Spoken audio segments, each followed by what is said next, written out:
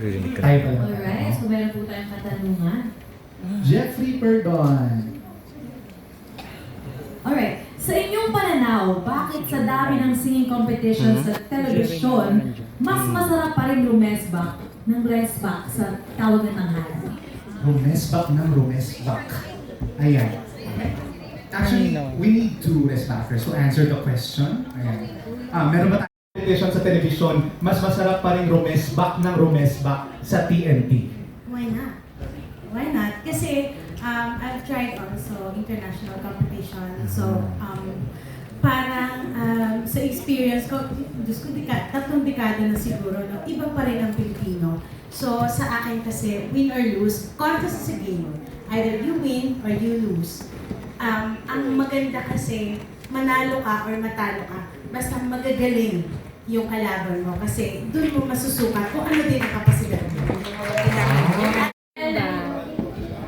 Yes, the question is for Sir Ogie Alcacid. What makes a performance stand out to you as one of the OPM's icons?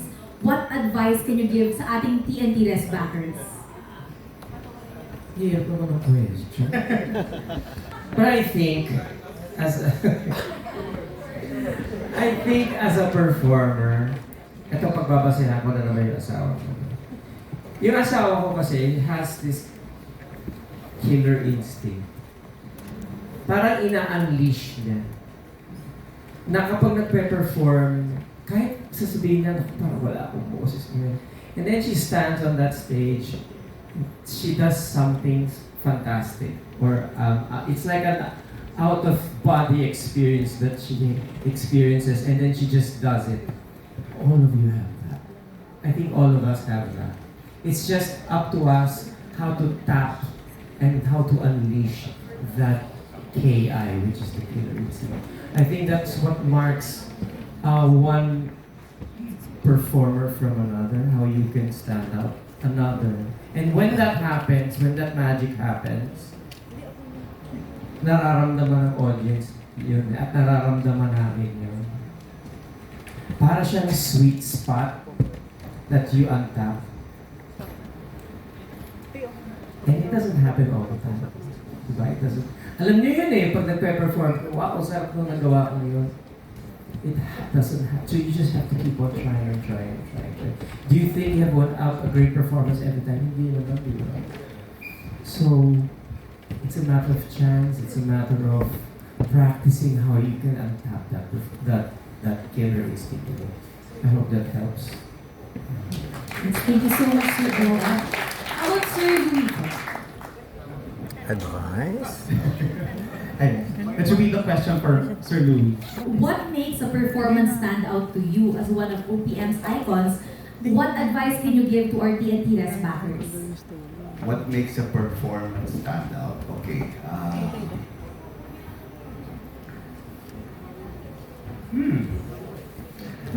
Alis ka na. I have to. When you do something vocally, okay, when you perform, do it for a reason, and that reason should come from your gut and from your heart. Don't do it for the sake of just, okay, ito yung mga bala na napag-aralan ko. Sasalpak mo yan. Hindi, sige. Do it for a reason. A song calls for something to be done. Kunyari, pagdating sa chorus, kung kailangang hatawin, di humataw ka. Huwag niyong gawin na parang, sige, sa verse pa lang, so umpisa, hahataw na ako. Do it for a reason because yan na ang dinidictate ng puso niyo. Okay? Okay magyabang. Kasi ako, kunyari, kapag tumututug ako, parang gusto ko minsan, sige, magpapasiklab ako, may gagawin ako. Isang piraso lang. So katulad din sinabi ni, yung, what you were saying with Regina, meron siyang mga killer instinct, no? So it's good to do that eh. Kunyari, yung... Buti nga, buhay pa ako. Oh, alam mo yun, yung parang unexpectedly for a reason, and unexpectedly for a reason, but coming from your gut and from your heart, do something. Magpasiklab ng konti. Pasikat, di ba? So, yun. Yan yung ma-advise. Thank you, Sir Louie. Grabe parang nasa workshop. Ang ganda ng mga sinasabi. Titan. sabihin yung Taita? Tita N. Tita N. Hindi na pala ako yung Taita. Okay. Ano na? May joke ka? Ang question is, anong ma-advise ko dun sa natalo na? Okay, and how you bounce back? Ano ba yun? Wow. I think you have to talk to yourself first. Gusto mo ba pa talagang gawin to? Because there's so many things that you have to consider. One is, I guess, the mental aspect of it. Ang laking bahagi nun, di ba? Yung sa pinag-uusapan nga namin, yung mag-perform ka lang sa entablado, kumanta ka lang sa harap ng mga magulang mo, kumanta ka lang sa harap ng best friend mo. May anxiety ng kaakibat yun. Because you're exposing yourself. You're saying so many things about yourself. Magsalita naman yung Maybe you really don't LGBT, want to reveal, maybe you want to hide. So you have to ask yourself, Parang may kasi sila ng Go Enzo! Go, Enzo. Nahihimik ako dito. Hindi, siguro sa akin yung pinaka nakakaloka is yung kumanta ko sa simbahan. Tapos nag-contact lens ako. Nakita ko si Jesus. Kasi yung spotlight wala akong makita mga tao. Sabi ko, basta kumanta na lang ako, tapos na. So after nun, success. Yes. Thank you so much, Enzo. Ito naman for Maki, same question.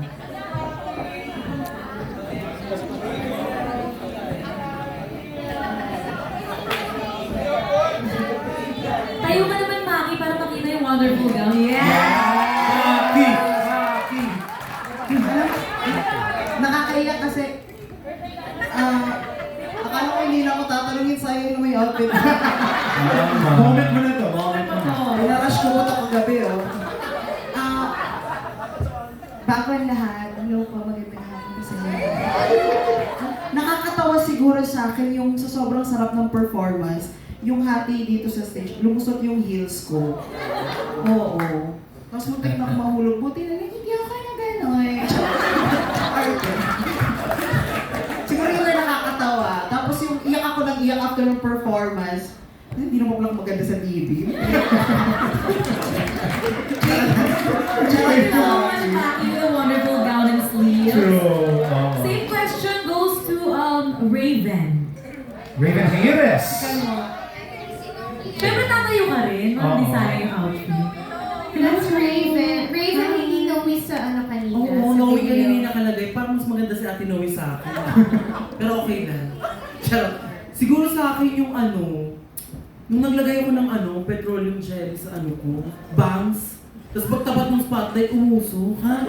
So paano to, tinanggal ko na lang, rehearsal pa lang naman yun.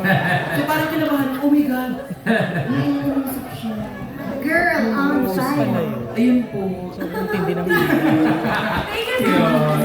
Minsan kasi dahil sa kabanda kaya nagagawa, di ba? Before performance. Ang dami ko na iniisip. I think there have been so many opportunities that I thought were meant for me but never transpired. And of course, it comes with major disappointment. Parang ikamamatay mo kung di mo makuha, di ba?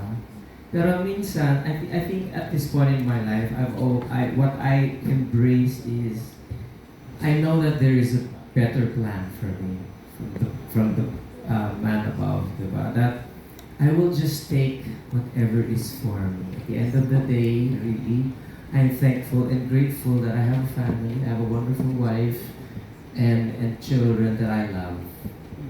That's my priority.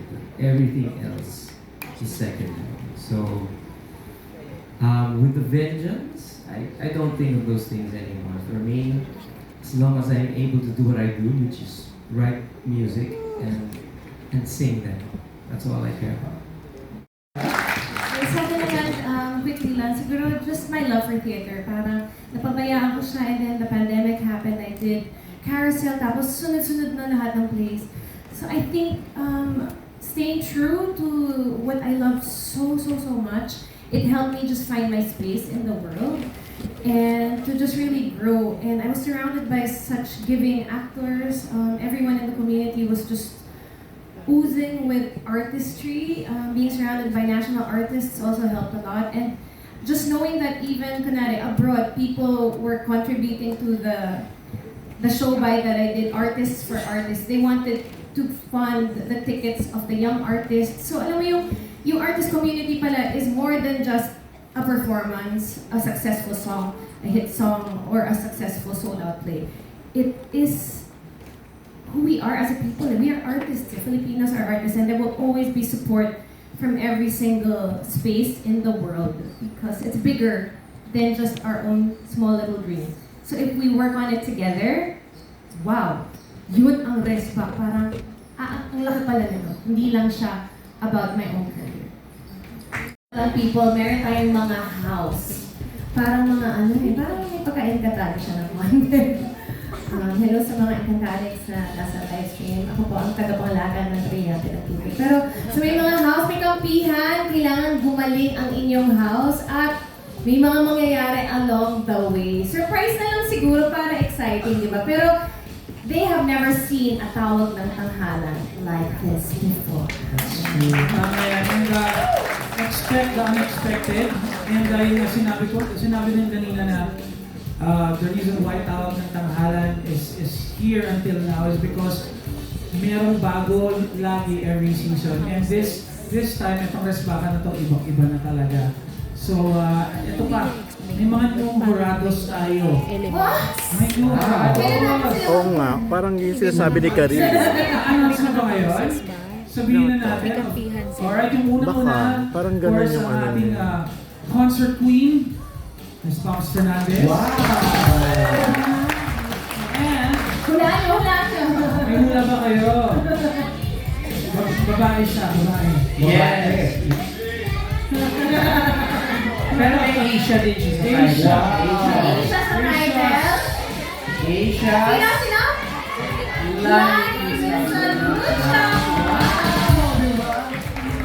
Pasabog, dalawang bagong jurados, Miss Pops Fernandez and Miss Lani Misalucha. Abangan natin yan.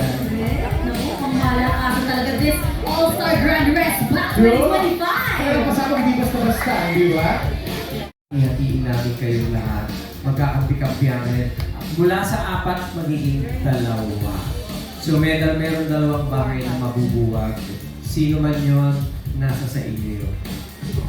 Dalawang bagay.